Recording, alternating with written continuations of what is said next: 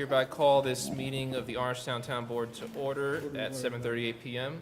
Town Clerk, please take the roll. On the roll call, Councilman Troy, Present. Councilman Dibny, Here. Councilman Valentine, Here.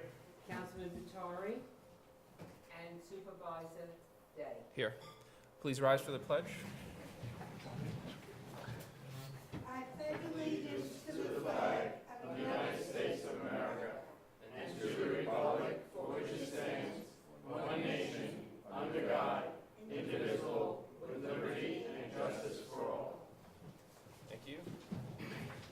Okay, we have a few announcements. A couple are written down, a couple are just general announcements, and then we'll get to the public comment. There are no presentations scheduled for today, so we'll go straight to public comment after announcements. This February 6th at our workshop meeting, we have our public hearing. It starts at 8:05 p.m. That's for the performance standards related to odor, particulate matter, and opacity, and to declare our SECRA, or our lead agency declaration, related to the, emissions and odor testing, so we have more standard process for that. And then there's a continuation of our public hearing on the proposed local law for regulation of devices in public rights of ways. That's also scheduled for February 6th meeting at 8:15 p.m. Obviously, if one runs a little long, it runs a little long.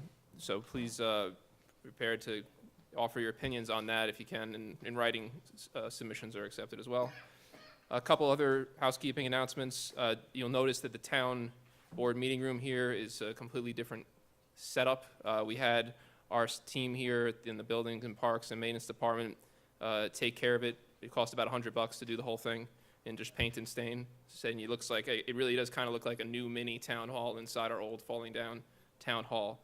We still will need a new town hall because the foundation is kind of the issue here, but we're going to be here for at least a few years, and we want to have a good face for our town, for people coming in, so residents can be proud when they come in. I think it's a good step. We still have some polyurethane to do in the front here. If you happen to come up, don't touch the wood. It's still tacky, but it's already about 95% complete. And I want to thank Eric, our superintendent from Parks and Rec, for facilitating.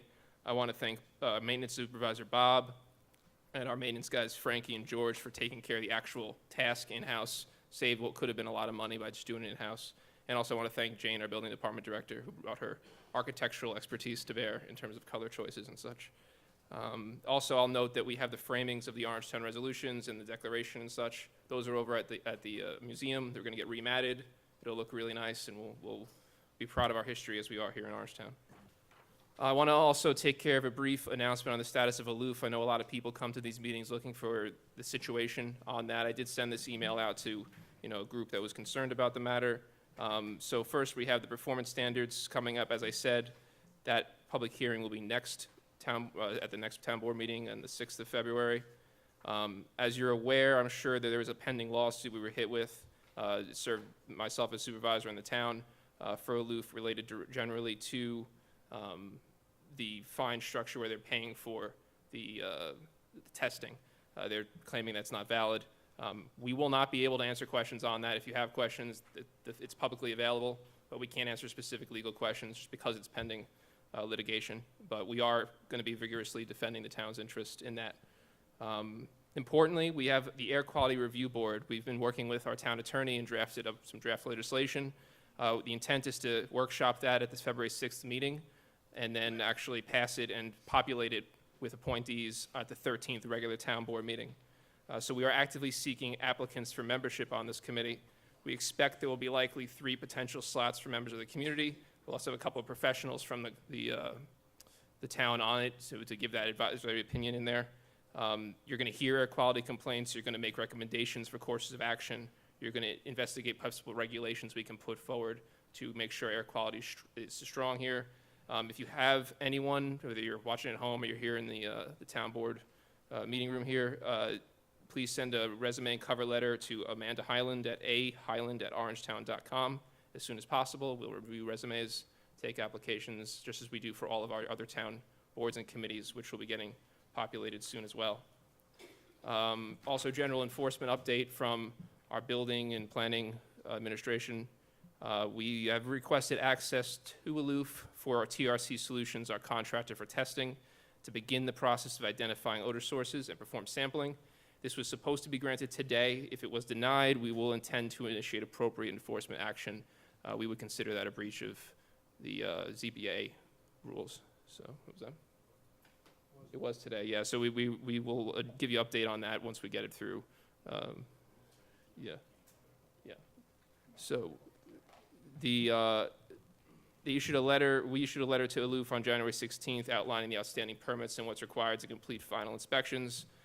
The town attorney's office is working on prosecution of a violation of condition 3A, which was non-completion within 8 weeks. We issued a summons for release of water from the chiller and the plastic pellets by Spark Hill Creek.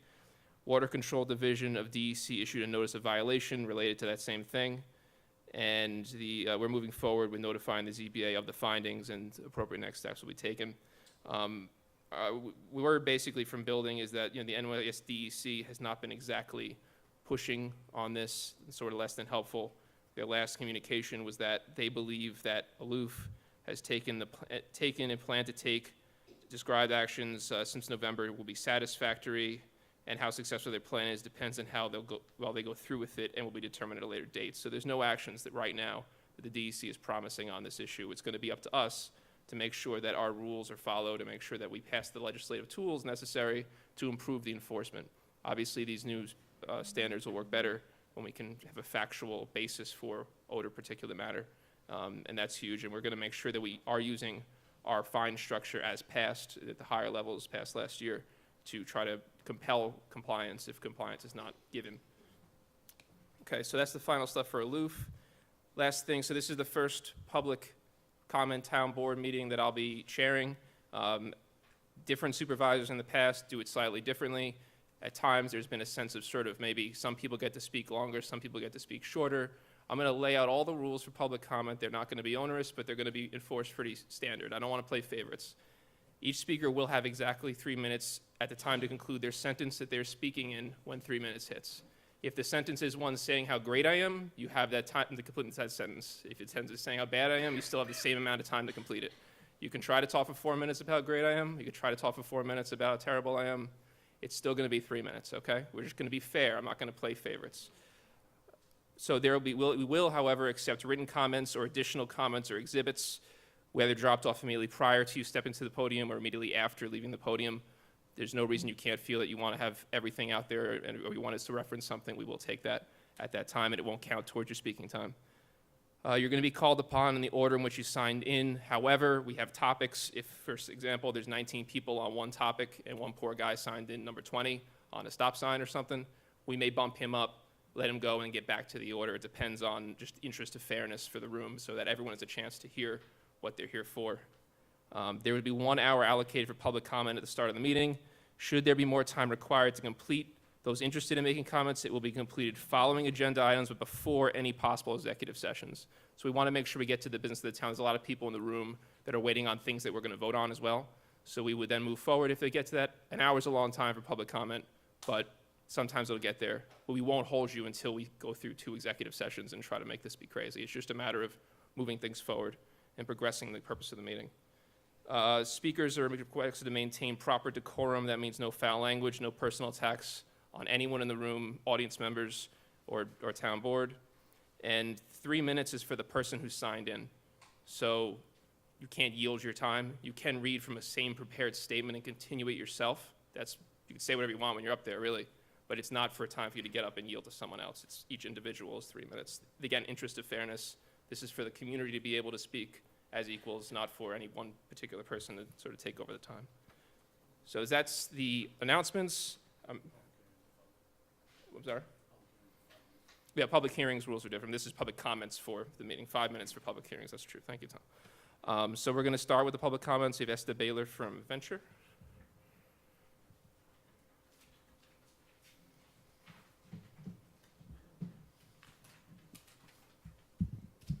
Good evening, Supervisor Christie, and board members. My name is Esther Baylor, and I'm a consumer who lives at Kathy Lucan's Independent Living Center in Spark Hill. Tonight I'm here to address all of you as to what is going on with Aloof Plastics, with the odors. It has gotten worse. I smell it on the way to work on the bus. Second of all, I'd like to know what the board is doing about it. Number two, I would like to really know what is going on with the LED streetlights for Venture. We were made a top priority, and Albright has not lived up to their word. This is a safety issue. I don't know how people win bids and not do their job. I've seen better electric companies in the county, but this is unreal. I mean, the board should really look at getting somebody else to do the LED streetlights. This is absolutely ludicrous. Venture is a top priority. We were promised by the prior board that we would get it. We were told this on November 15th at the wonderful Esther Baitler's Way celebration, and we never got it. What's going to be done, Chris? Okay, thank you. Have a great day. Thank you very much. So we have Fred Devon from Piermont. Fred Devan. Devan, I'm sorry, Fred, and you just No introduced yourself problem. before. I put the emphasis on the wrong syllable. Go ahead. Mr. Supervisor and council person, and you too, Charlie.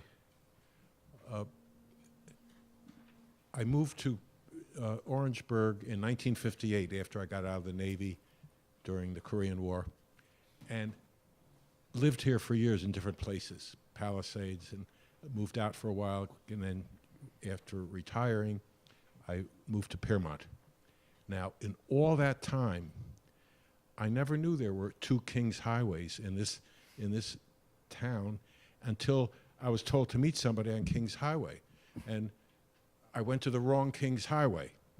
So basically, I would like to propose that you rename both Kings Highways, one Kings Highway North and the other Kings Highway South.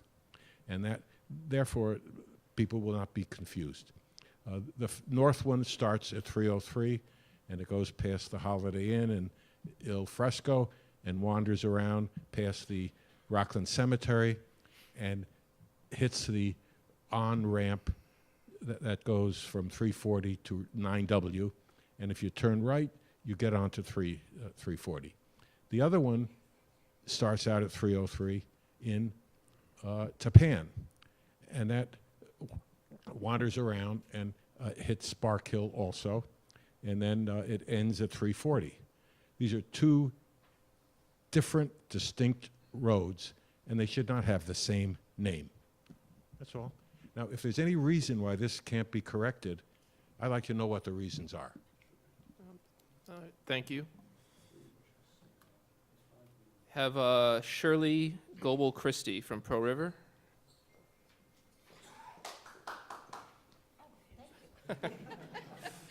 Good evening, everyone. I'm here to commend our police department and our highway department. Yesterday, something very unusual happened. I was returning from walking my dog, and there were some high school students on Central Ave across from the school discussing something and looking down and discussing and looking down. By the time I put the dog in the house and walked to ShopRite, a couple was there waving me down, and they had called the police department but were unsure of Mountain View Avenue coming up to Central. A sinkhole had opened up. So I called the highway department, and within minutes, we had the foreman there from the highway department. The police came and blocked off the hole so no one fell in. And within the hour, the patch was made. And this hole was 3 feet long, at least 3 feet deep, and was a great danger. And they just did a wonderful job and very quickly. And I think you should hear about that. Thank you. Thank you very much. Great work by the highway and PD there. Okay, Carrie Margolis of Orangeburg.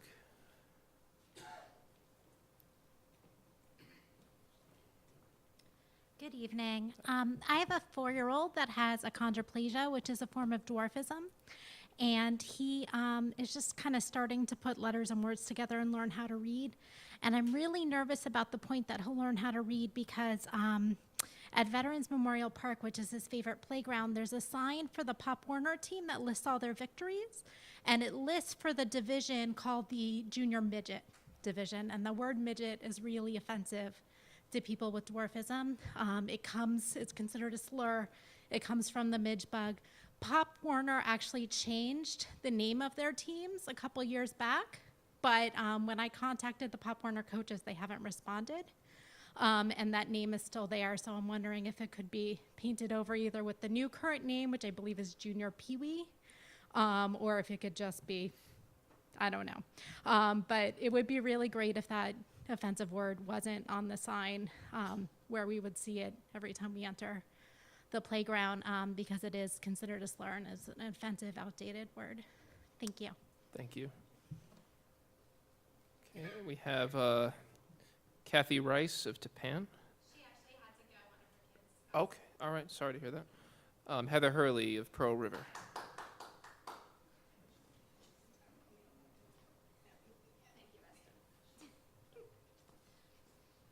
Good evening, Heather Hurley, Pearl River. I just had a couple of questions and comments. Supervisor Day, I do appreciate your email that you did send today. But regarding the Air Quality Review Board, I'm just wondering where the status is of hiring a public health engineer in addition to this or in place of this. Myself and members of Clean Air for Orangetown can attest to the amount of hours and time, money it takes to really research some of these issues and in terms of air quality, and we feel that a public health engineer who has been in the budget to hire has been sitting vacant that position for months now. So I'd like to advocate for that once again, and I'm also asking what the status is of that. Where has that job been posted? Is it still going to be a hire for the town of Orangetown, because it's very important to us? And also, I was just wondering, in terms of a report that was given on December 19th of 2017 from the building director regarding Aloof having scrubbers that were in operation. Scrubbers are something that Clean Air for Orangetown has been advocating for over a year now. And we did check with the New York State DEC, and their response on 2 occasions since that report was saying that there are no scrubbers installed yet. So I'm just wondering, can there be some clarification as to whether or not there are or there are not? Because I would not want to hear the town giving false information in terms of vital equipment that should actually be installed there. And that's it. I just, once again, want to advocate for a public health engineer and feel that it's an important position for the town of Orangetown and the people here. Thank you. Great, thank you. Barbara Dello of Blauvelt.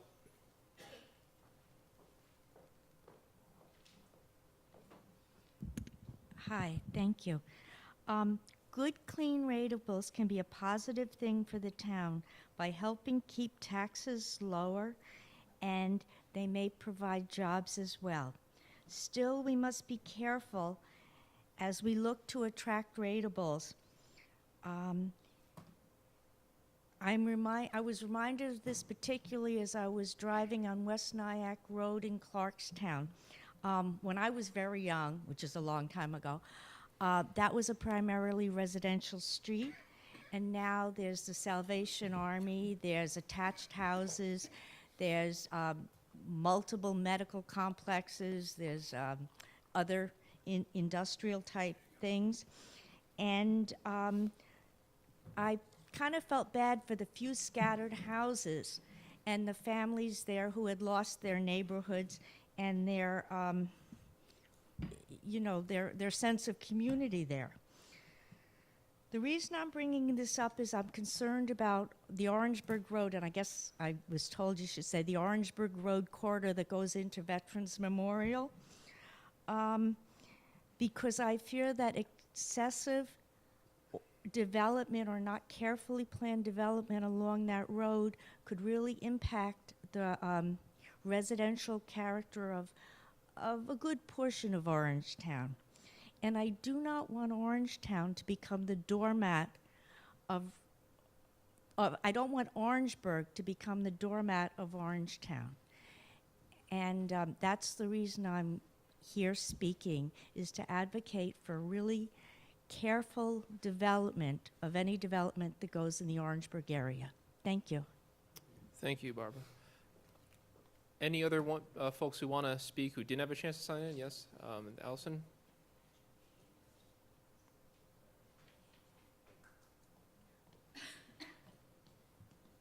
Hello, Allison Sullivan, Blauvelt, New York. I have a couple questions pertaining to Aloof, but first I want to thank Christopher Day for sending out his detailed email this afternoon pertaining to this issue.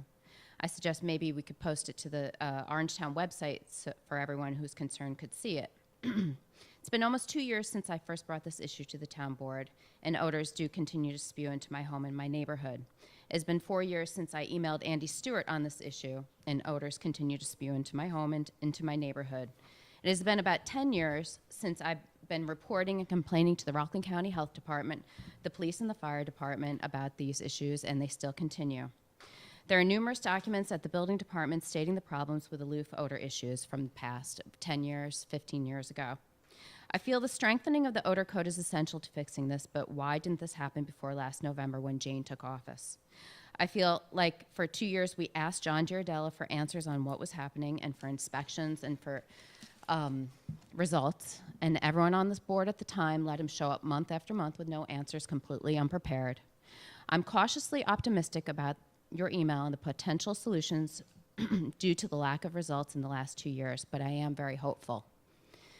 My other issue is the results from TRC. They are inconclusive at best and by no means a guarantee the odors me, my family, and my neighbors and numerous school children have been breathing are safe. And now a piece of property adjacent to Aloof is being proposed to be built on, the Lynn & Choice project. At least 11 acres of trees being knocked down and earth being disrupted that could have numerous toxins. Knowing now that we know Aloof has been draining stuff into the Sparkhill Creek and spewing its odors into the air, how do we know that disrupting this land is safe and not toxic? I'm asking for soil and water testing of this area before it's disrupted. One other thing, lastly, as co-founder of Clean Air for Orangetown, we would like to officially oppose any current future application for a pilot agreement, should it arise, between Lynn & Choice and the IDA, the South Orangetown School District, and the town of Orangetown. Thank you. Thank you, Allison. Anyone else who would like to jump in? Yes?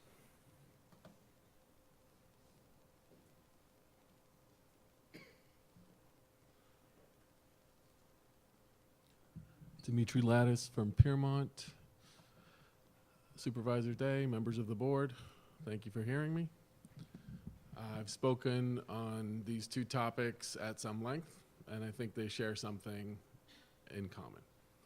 And that is the lack of enforcement of existing policies and code that is really, really troubling to the your constituents, the residents of this town.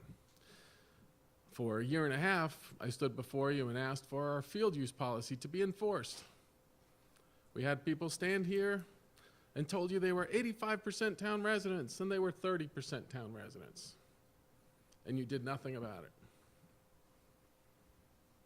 They lied to you again and told you our loan is completely unsecured, totally unsecured.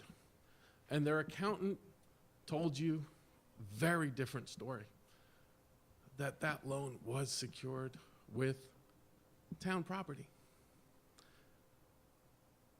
Any way you cut it, there's a lie. But you didn't enforce anything. With Aloof, we have codes. We have building codes. They say you cannot stink up the air. You cannot spew into these people's homes your stinky exhaust. The code is there. You're not enforcing it. You don't need an olfactometer to tell you something stinks. All you need is the nose of a building inspector, a cop, to say, nope, can't do this, gotta shut it down. It's about enforcement, and there's no enforcement. So when it comes to the new land sale that's being proposed, the same people who lied to you time and time again, They lied. You didn't enforce, but now you're going to do business with the same people again? No. Nobody would do that. That's not right. This company, 10 years, spewing. No enforcement. That's not right. We have the policies. We have the code. You have people asking you, please enforce. Thank you. Thank you. Is there anyone else left who hadn't had a chance to sign in?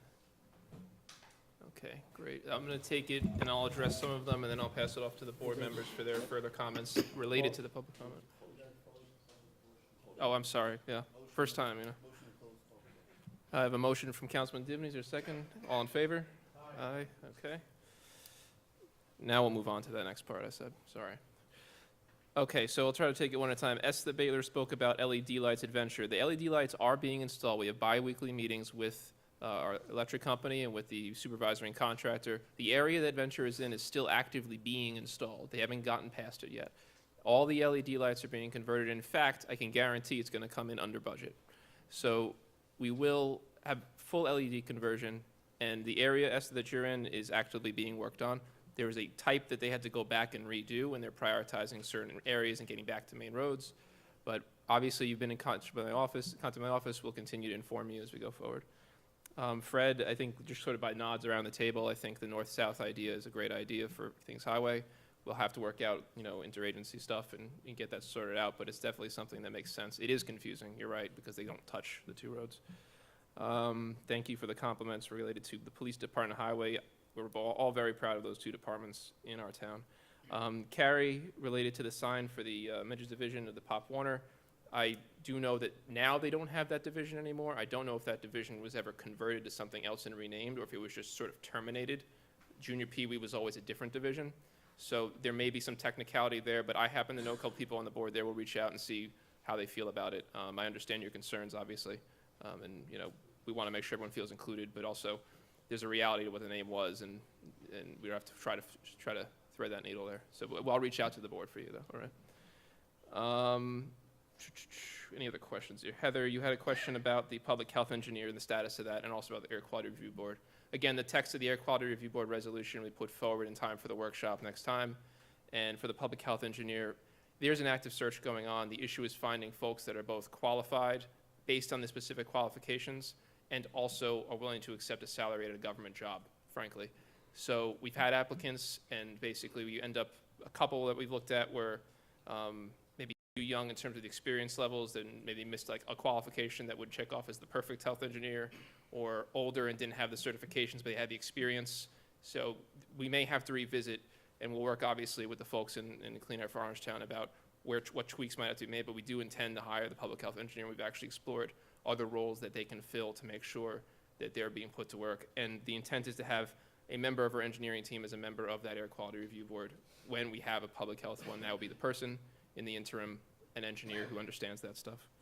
Let's see what else. Allison, when we get to full speed here, we will be posting those sort of updates on the website and in blast format. Right now, I'm still trying to repaint rooms and put things on the wall in my office, so we'll make sure that gets distributed properly on a regular basis. The intent is to have a once a month or so update on this situation until it resolves itself. Any other questions? Dimitri, the performance standards, it's not a matter of enforcing, it's a matter of how well they hold up in court when you have these things passed, and it will help. I think there's been a lot of enforcement done in the past year, and we are obviously stepping that up. There's a reason they're suing us. With OMM, we've all seen their financials. They are all fully audited, and they're available for the public to peruse. And speculation about land deals, there is no proposed anything right now like that, specifically with that group. So speculation about it is fine, but either way, we're going to pursue our deals that make sense to this town with putting the town's priorities first. Anyone else who want to go left to right here? Paul? Chris hit regarding the public health engineer. We've interviewed a number of people for that position.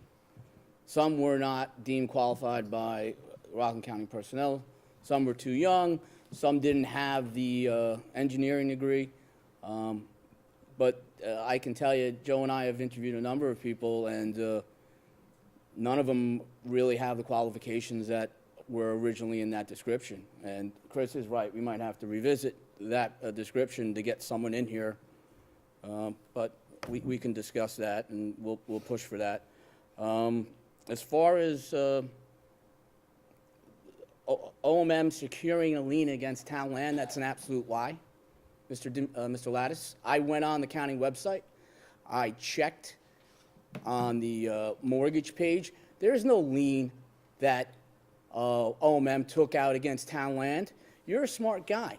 You can't just take a mortgage out against property you don't own.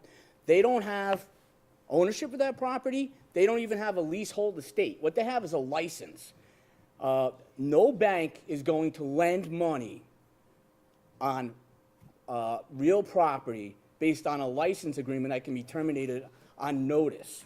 So that's a complete lie. You've been putting that out there for a number of months now. There is no such thing. You want to come to my office tomorrow, I'll show you the search. There is no such lien on town land. The town never allowed a lien to be put on their property. There is no such lien. But you continue to spew that lie, and that is a lie. You said they took out a loan that was secured by real property. What? It's not, this is not the time Town for property is crosstalk. real property. There's no lien there against town property. That's the bottom line. Bottom line. It's the bottom line. You show me the document that shows differently. You can't. You Dimitri, can't. this is not time for crosstalk. You have an Ladies and gentlemen, accountant's thank you. maybe misstatement. Give me a break. I'll go. First, thanks everybody for coming tonight. It's always good to see people here in our nicely newly painted town hall. As to the streetlight progress is actually going very, very fast. I know not fast enough for you, but as you drive around town, it is really going good. And I got to be honest, they did my block, and what a difference. So I can't wait till they get your street done. But they have a certain order that they're following and a certain schedule. And some roads they can do quicker than others, meaning a private road or a side road compared to Route 340, which is a very active road, and they can only get a few done a night, where, like on my road, there's hardly any cars, so they can do a lot more. But it is going very quickly, and you are on the list, and your streetlights will get done very soon. As far as changing Kings Highway, I agree with you.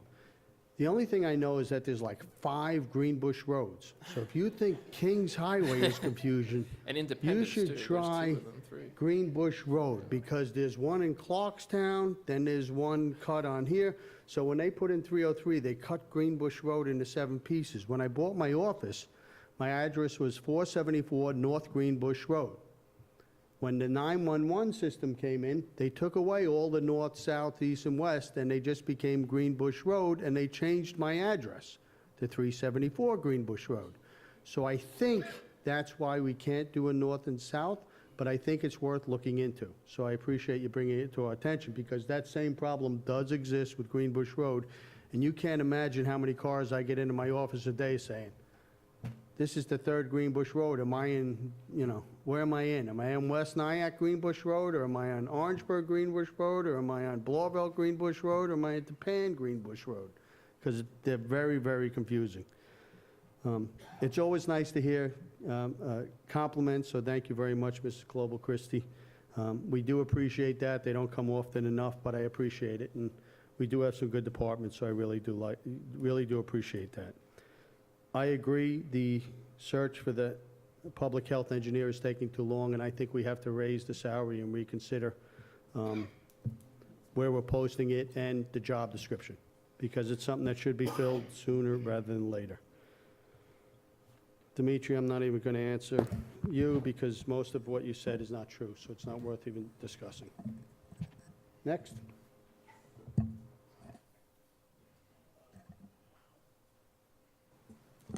First, I'd like to apologize for being late. I just got off a flight, and it ran a little bit later than I thought, as well as the shaving and the attire. Greenbush Road, was forever North and South Greenbush. Chief, I think you could affirm that. Kings Highway is the same way. When it was described, it was Kings Highway Orangeburg or Kings Highway Tapan. There's two different post office. And when the post office come in, it switches over that way and to school districts and everything else. But I don't disagree with you. It would probably make it a little bit easier for those not using it as much to have a north and south. Thank you for the highway department and the police department. They do a wonderful job every day, but it's nice to be recognized, of course. And I kind of came in on all the other stuff, so I'm just going to stop there, but thank you again. Great, thank you. And just one more, Barbara, you know, I'm from Orangeburg, I live here, we're not gonna be the left out hamlet, don't worry. Okay, so we'll move on to the, no, he's good, Dennis said he's good, yeah, okay. All right, so we're gonna move on to agenda item number 1 here. This regarding the establishment of a public hearing date for parking meters. Do we have any motions for this one or any comments? Anyone want to move it? Yeah, this basically is for, if I'm right, for 2 parking meters in front of an antique store in Pearl River. The gentleman who's a disabled vet has been coming in for a number of months trying to get these parking meters changed because Yes. people have been parking there and then jumping on the train. And it's sort of hurting his business. So Yes. I'll make a motion to pass this resolution. Okay, is there a But second? one of the things with that is the fact that we now have a new person in charge of the parking enforcement. And one of the problems was also in hiring, besides the getting the person to take over that, whether people actually went out and gave out the tickets. So there was really a period of time where nothing was Lag, being yeah. done for 3 to 4 months. So that's being taken care of. Good. So we have a motion from Councilman Valentine for agenda item 1. Gladly second. Second from Councilman Troy. All in favor? Aye. All opposed? All right, that motion passes. Moving on to number 2, resolution to set date for March 13th at 8 p.m. And by the way, I'm sorry, that was February 13th at 8 p.m. for the last one. March 13th at 8 p.m. for the Orangeburg Commons public hearing mixed-use zoning application. This is a proposed modification to an existing shopping center, basically. Is there a motion for this, set this resolution? Councilman Troy, second. Councilman Valentine, all in favor? Aye. All opposed? No. Number 3, resolution to declare lead agency status and issue negative declaration under SECRA for the Greenbush Road Bicycle Pedestrian Path Cooperative License Agreement. This is the area kind of right where Paul's business is, where there's a bike trail that's going to kind of be routed out better so bikers aren't crossing over a main road. It's a lot of whereases. Essentially, we're going to be the lead agency. It's basically connecting the 2 Greenbush roads. Yeah, essentially, yeah, it actually does that. So there'll be a halfway, I guess, or you could just bike it. Is there a motion? I'll make a motion. Councilman Valentine, a second. Okay, Councilman Matari, all in favor? Aye. All right, no opposed, all right, moving on. All right, the number 4, resolution to approve consultant services for grant writing. Same person we've used before. We added that cap of 6,000 per the workshop meeting. No, I'll move this. Second. Second from Divany, all in favor? Aye. All opposed, all right, great. And then resolution to authorize signing of contract for auditing services.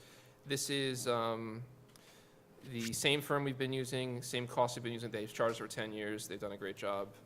Is there a motion in favor of that? Okay, Councilman Troy, second. Councilman Batari, all in favor? Aye. Aye, all right. Moving on to town clerk. Town clerk like to make a announcement regarding the appointment?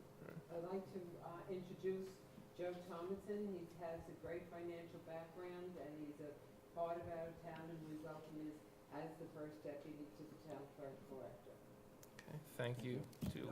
Joe, can you stand up and sort of take a bow there? Thank you for the opportunity. I'm looking forward to working for the town council and for the town. I appreciate it. Thank you. Great, and we look forward to having you, and I think you'll be an asset to Charlotte over there in the town clerk's office. So we now move on to the resolutions associated with this appointment. We have to rescind resolutions number 567 and 568 of 2017, which just related to the same type of position. It's kind of be superseded. Is there a motion, I'll make a Councilman Valentine? We don't have to vote on 6, because that's just her appointing, and then we're going to affirm the appointment later. Don't worry, we got it. I talked to John about it.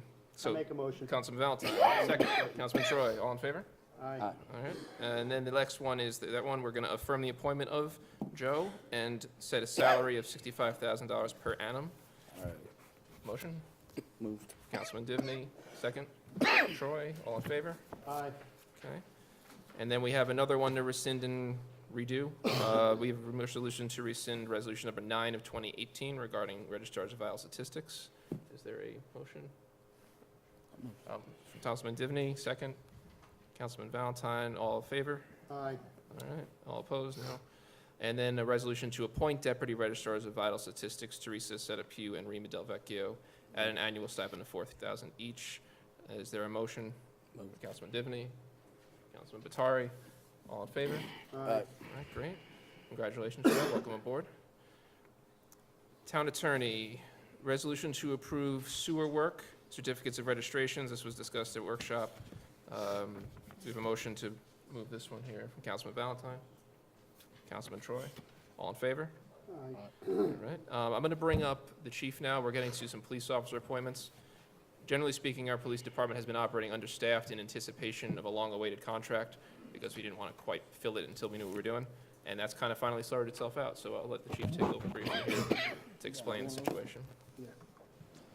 Okay, I don't know if the board has any questions, or if you want me to go through the process.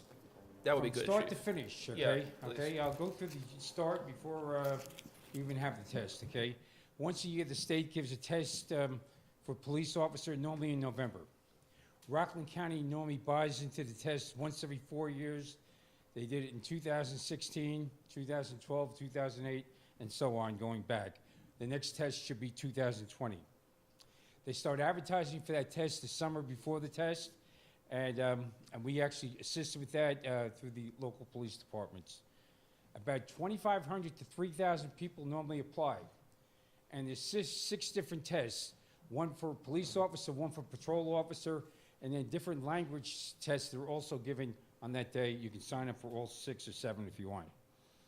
It takes about 5 to 6 months to score the test by the Rockland County personnel.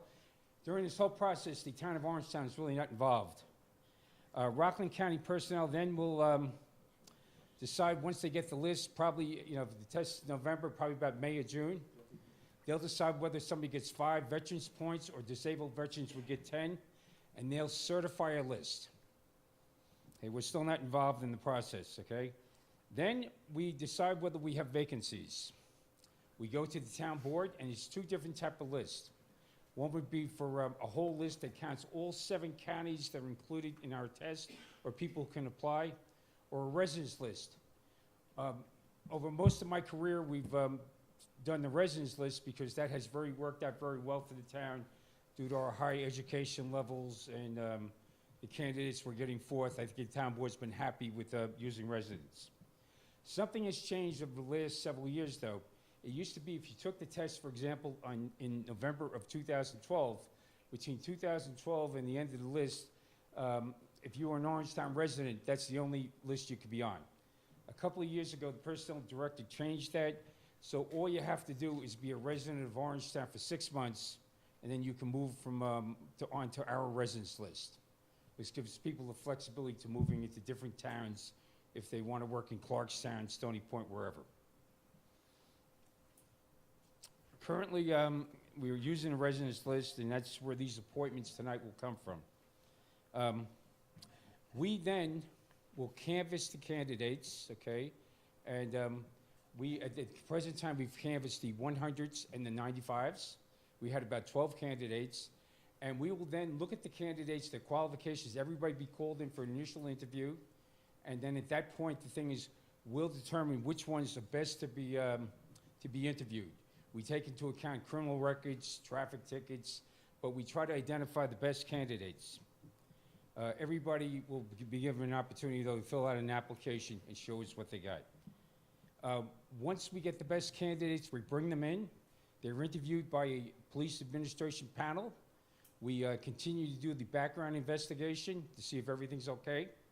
We'll then go back to the board and say to the board, we have, like in this case, 4 vacancies. We'd like to fill them. The board will then give us approval. We will then send the resume and the qualifications of the candidates that we've interviewed to the town board. We'll normally do it at a police commission meeting, at which time the board will either approve or disapprove the candidates. Once the candidates are approved, they're nominated, okay? The nomination process then is that they have to go back to Rockland County personnel, which is basically the person administering this whole chain of events, have to take a psychological, a medical exam, complete their background, and an FBI fingerprint check. Once they pass those sections, we can then appoint them. Tonight's appointments are going to be a little bit different, though, because the county, this process moves slow. So we've appointed these candidates who have no prior police service to the position so they can attend the police academy, which starts in 2 weeks. But they are actually currently going through the process now. So once I get that they've passed all that part of the process, the thing is then we'll do another appointment at that point. The candidates will, who are from departments like New York City, will go right into a field training program. And we've nominated 2 candidates a couple of weeks ago who will go right to our field training program. Every candidate will serve no less than 104 weeks of probation, at which point in time we'll assess whether or not they should receive a permanent appointment. The candidates that come out of the police academy normally have a 12-week field officer training program. The prior service candidates normally have an 8-week program, which is modeled after what they call the San Jose model, which started about 25 years ago. So once we get to that 104 weeks, they're going to be appointed automatically to permanent status. And would anybody have any questions? That's kind of like the long version of the whole process. Yeah, I have a question. We haven't, as far as I know, ever used the word temporary. The officers that we are hiring now are leaving their jobs. What's their status with the county, and how will they know when that status is, that something doesn't blip up and they leave the job that they have? Yeah, we have used the word temporary before, and it's only because of the fact that they have not completed the rest of the certification. If they pass the medical, which they'll take tomorrow, the psychological, which was administered yesterday, and the background investigation is basically done. We don't see any problem I'm with that. concerned about the counties, Chief. If they do not successfully complete those portions of that process, they will not be offered a permanent appointment. But I should add, when they're interviewed, they're told this, okay? They actually sign a waiver with the county acknowledging that if they don't complete those parts of the process, that they will not receive a permanent appointment. So the candidates are well aware and told many times during the process. I only wish the process moved quicker. I really do. And I think it's moving a little bit quicker now than it had in the past. But I wish that this is not the way I'd like to hire people. I believe when I was hired and other officers like Jerry was on the department, they did all this before you even got appointed. Correct. But now they don't want to spend the money to do it unless we're going to actually hire the person, unless you've hired the person. Okay, then I think that maybe we should start our process a little bit sooner so that we don't run into this again. You don't want to put someone in a position, and I don't anticipate anything happening with the young men, but you still don't want to put anybody in a position to do that. Yeah. So, okay, thank you. Basically, it's medical and psychological at this point. Medical and psychological, Okay. unless something would pop up in their something background. crazy that they hid. But that can pop up actually during the probationary period too. And it still could do the same if they thing. had not told the truth and we had not uncovered it. And they don't start until February 5th. They would start on February 5th, yeah. That's the first day of the Rockland County Police Academy. So they'll know before then, obviously. Okay. Well, I don't know if they'll know, because I'll tell you They why. may not know, right? It may not be. Okay. Yeah, because the psychological test Might take a while. takes a while. I'm telling you, the process used to move quicker. We've only had to do this in the past couple of years. Really? Yeah, I've been around a long time, and we haven't had to do this, 10 years ago, we didn't do it this way, but for some reason, it just moves slower now. And because I believe the list was issued in the summer, every department in Rockland County were filling vacancies. I think Clarkstown hired 10 a couple of weeks ago, had to go to the academy, and then they're hiring, Ramapo's hiring 10 or 15. That's what's slowing the process up. Yeah. All right. Thank you, Chief. Any other Okay, thank you. questions? Would anybody have any other questions about the process? I think we're good. Thank you very much Okay, thank you. for addressing the group. So we'll move on to the resolutions for these temporary appointments. Police officer, for number 12, appoint Paul Valentine, temporary police officer. I will move that. Is there, all in favor? Aye. Oh, sorry, second, Dennis, all in favor? Aye, Paul? I'm going to abstain. All right, obviously. Dennis was the second, and then all in favor. I did out of order, I'm sorry.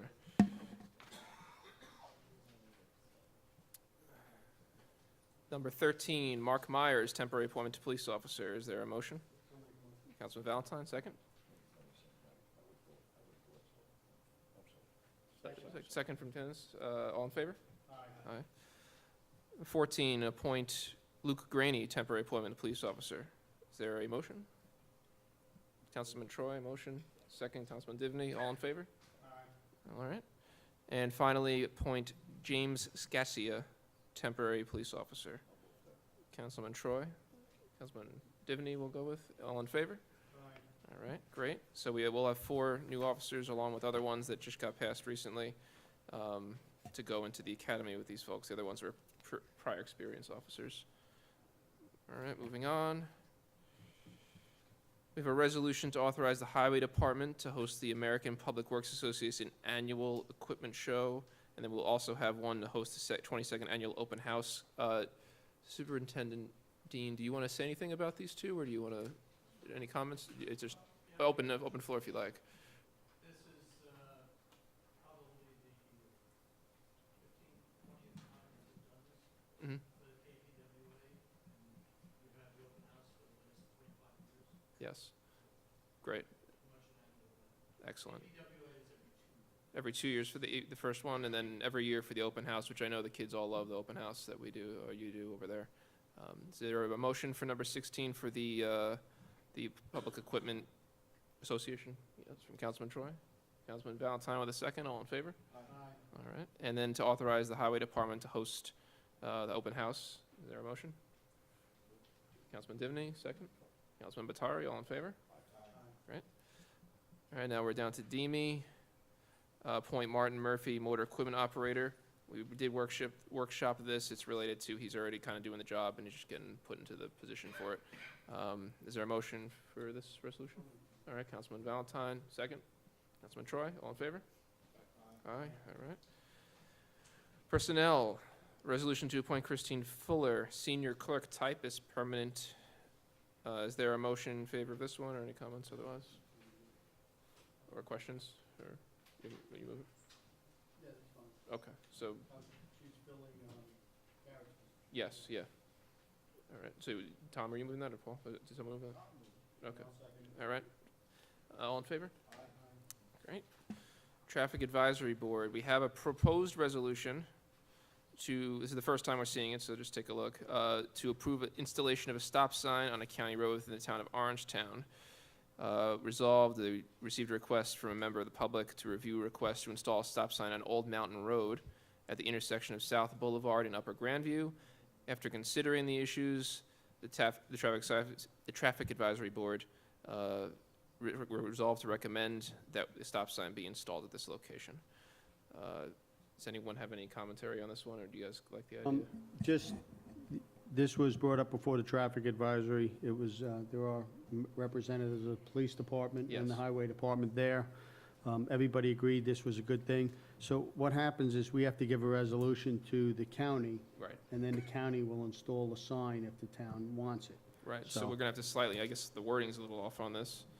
So we should say resolve that the town of Orangetown hereby requests that the county of Rockland Right. cross all that other, install a stop sign on Old Mountain Road, Rockland County Route 28, at the intersection of South Boulevard in Upper Grandview, town of Orangetown, at the recommendation of the Traffic Advisory Board. So I'll read that in full for everyone. Resolve that the town of Orangetown hereby requests that the county of Rockland install a stop sign on Old Mountain Road at the intersection of South Boulevard and Upper Grandview, town of Orangetown, at the recommendation of the Traffic Advisory Board. Is there a motion for that content of the resolution? I'll make a motion. Councilman Valentine, is there a second? Councilman Batari, all in favor? Aye. All right, great.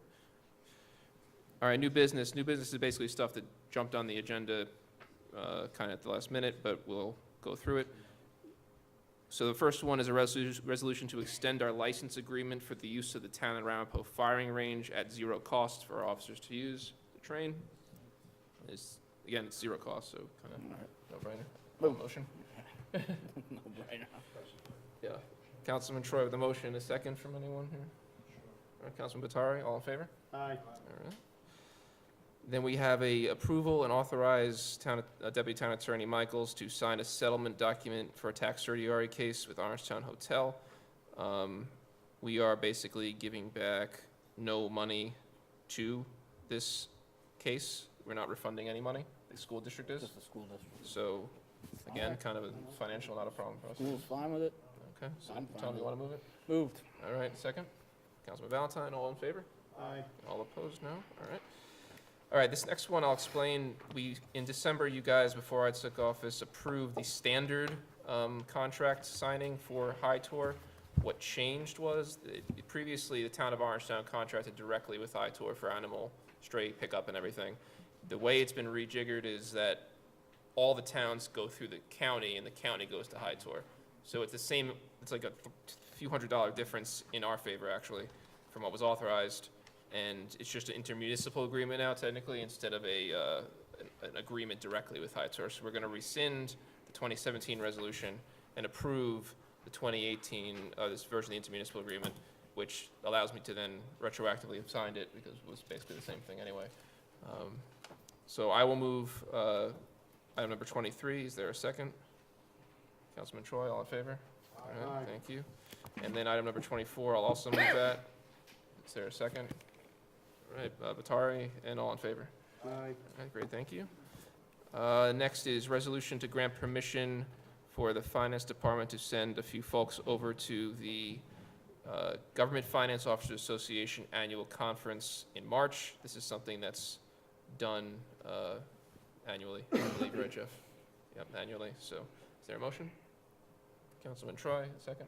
Second. Councilman Valentine, all in favor? Aye. All right. Resolution to set date for the special town board meeting on January 30th, 2018 at 6 p.m. for interviews for candidates for committees and land use boards. We have received many resumes. Depends how you categorize many. Plenty of resumes. And we have gone through the resumes, and we're going to be doing interviews. That whole meeting is basically going to be executive session, but we do have to make it an official special town board meeting. We finally found a time that works for everyone. So is there a motion to set that date, January 30th? Moved. Councilman Divney, second. Councilman Batari, all in favor? Aye. All right, and the notices will be posted. The next one, here's another explanation. So basically, we transferred the filming permits over to the police. It's been determined that there's no process for late applications, and that kind of holds up filming permit applications. We're trying to encourage as much filming economic activity here in Orangetown as possible. So we're just going to sort of tack on a reasonable fee that can be accepted at the discretion of the police department should someone come in late.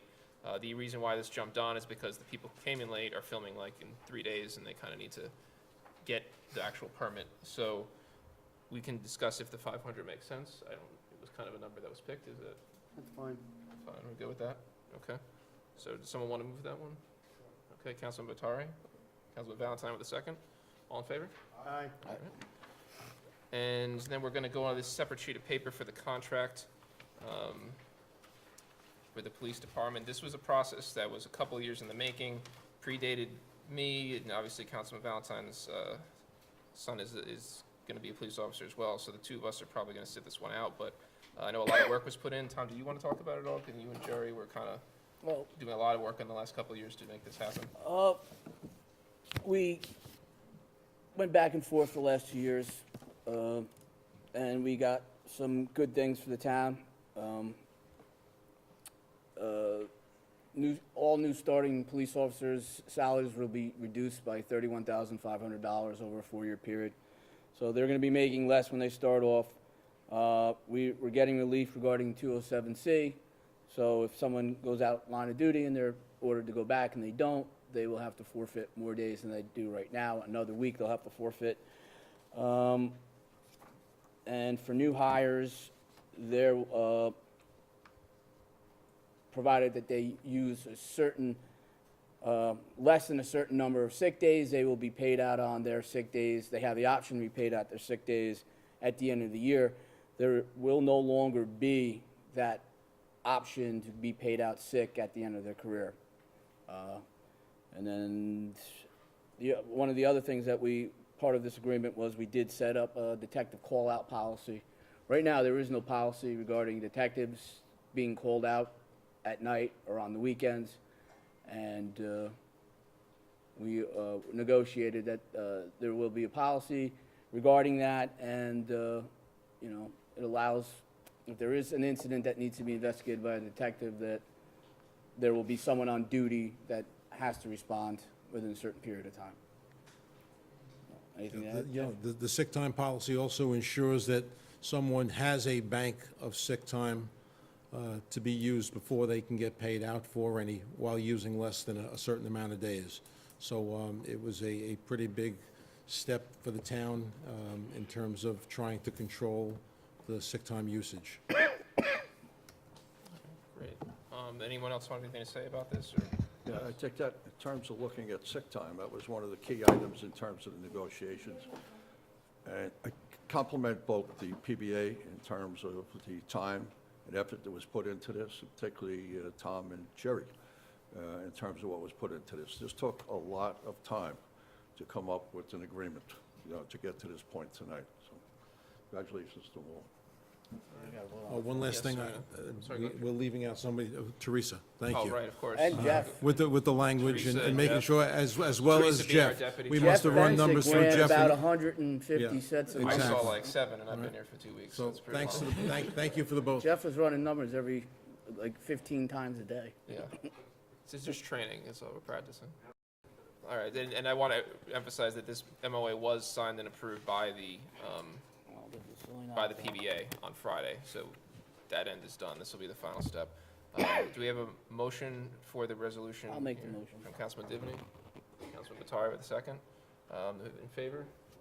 I'll do a roll call vote here. Councilman Valentine. Charlie. Oh, Charlie, I'm sorry, you do the roll call. It's your turn. Councilman Dipney, Yes. Councilman Batari, Yes. Councilman Troy, Yes. and Councilman Valentine. Just as Chris alluded to, I'm going to recuse myself because as soon as I found out that my son was on the police list, was about the hot part of the negotiations, and as soon as that happened, I stopped being part of the negotiations, which was at least 6 months ago, maybe longer. So since I wasn't part of the negotiations, I'm not going to be part of the vote. And Supervisor Dick. I'm also going to be abstaining. These negotiations were set as of December, and I'm not going to step in and undo or modify or say anything about 2 years' worth of hard work on both parts. So I'm going to abstain. And then audit, you got the audit? Okay, and we're going to move up the audit ahead of the miscellaneous items. Thank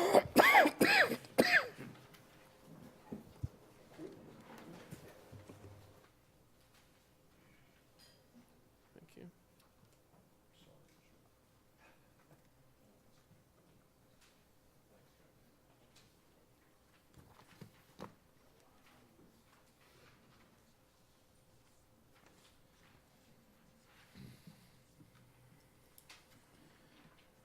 Okay. Tonight's audit consists of 6 warrants for a total of $2.1 million.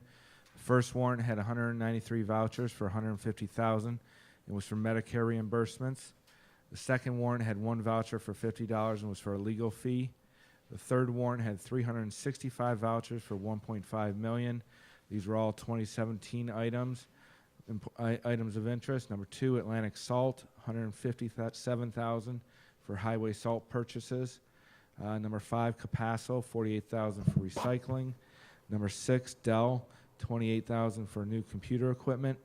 Number 7, Environmental Construction, $51,000 for an emergency repair to a force main.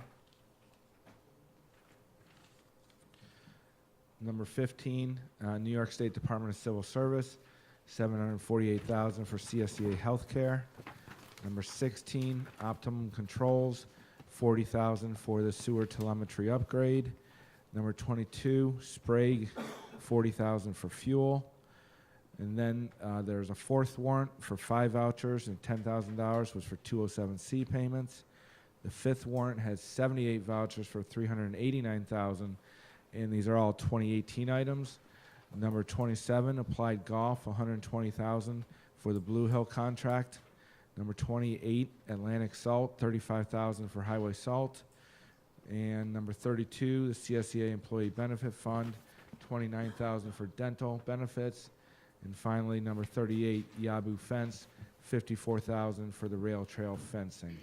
And then finally, the sixth warrant had 1 voucher for $18,000, and that was for a Hisco pump for emergency pump replacement at the RPC pump station. Any questions on the audit? If you could check for me, I'd like to know what we were paying for snow removal for Coltwood Village last year as opposed to this year, because this year, in terms of the amount of snow we had, I actually didn't even put my snow blower on. I just went out there with a shovel and just shoveled the snow. And we got 2 of these here, like 14,000 and 12,000. It just seems high to me. We, as you know, Dennis, we did rebid that in the fall. I know, Eric, and I know that they were the lowest bidder. they were the only bidder, unfortunately. And But at the same time, they're supposed to itemize why that is 12,000 or 14,000 based on the contract with number of inches of snow, et cetera. yeah, I review each and every one of their bills and sign off on it personally, because we have had issues in the past with them. So they are following the contract, but excuse me, it is a very expensive contract for the town. Any other questions for our finance director? Is there a motion to accept or to authorize these pay vouchers? Yep. Second. Councilman Divney, is there a second? Councilman Valentine, all in favor? Aye. All right, great. So we have one item we're going to have to move to executive session for. I want to offer an adjournment at the same time as that, so people aren't waiting for us to come back and close the meeting. So I'm going to move, unless anyone has any other comments before we go to executive session. I don't want to cut you guys off. You got any other? No? All right. I move that we enter executive session to discuss matters related to employment and/or discipline of specific personnel, and immediately move to adjournment at the conclusion of executive session, adjourning in memory of Richard Huber of Pro River and Robert Nicholas Vitale of Pro River. Chris, could we add Kenneth Bach, B-A-C-H, to the list of adjournments? Ken passed away at a young age on Friday evening, lifelong resident of Pro River. Absolutely. Kenneth Bach of Pro River also. I got I'm two sorry others. for Joe Walsh Jr. Joe Walsh Jr. and Patty Sullivan. Patty Sullivan is the father of Joe Sullivan. Okay, and Patty Who's Sullivan. a detective in the Yes. Orangetown, but also a longtime volunteer with the Tapan Fire Department, or local business owner. So Patty Sullivan. Okay, great. Any other adjournments in honor? And there was somebody else, Dennis, I'm sorry, we didn't catch it. The one before that. Patty Sullivan. Before Patty Sullivan, what was the name again? Joe Walsh. Oh, I'm sorry, Joe Walsh Jr. Sickletown Road. Okay, so that's the resolution that I'm offering along with all those memories of. Is there a second? Councilman Valentine, all in favor? Aye. All right. Thank you very much, everyone.